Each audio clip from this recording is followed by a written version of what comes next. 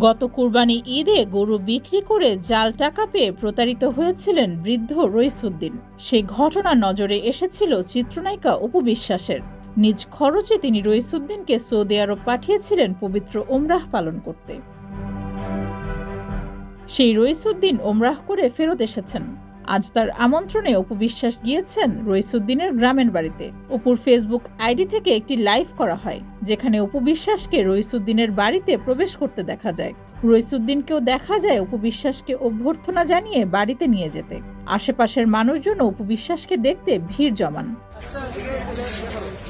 লাইভের ক্যাপশনে অপু লিখেছেন, রইসুদ্দিন চাচার সাথে সাক্ষাৎ। অপুর লাইভে মন্তব্য করতে দেখা গেছেন অনেক ভক্ত অনুরাগীকে।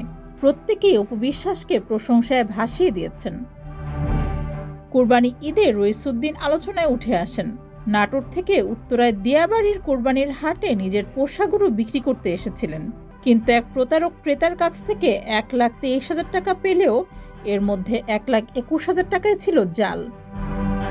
এই মর্মান্তিক ঘটনায় হতাশায় কেঁদেছিলেন রইসুদ্দিন, যা ছড়িয়ে পড়েছিল সামাজিক যোগাযোগ মাধ্যমে। এরপরই অপু বিশ্বাস নিজ খরচে রইসুদ্দিনকে ওমরাহ পালন করতে পাঠান। ডেস্ক রিপোর্ট, যুগের চিন্তা।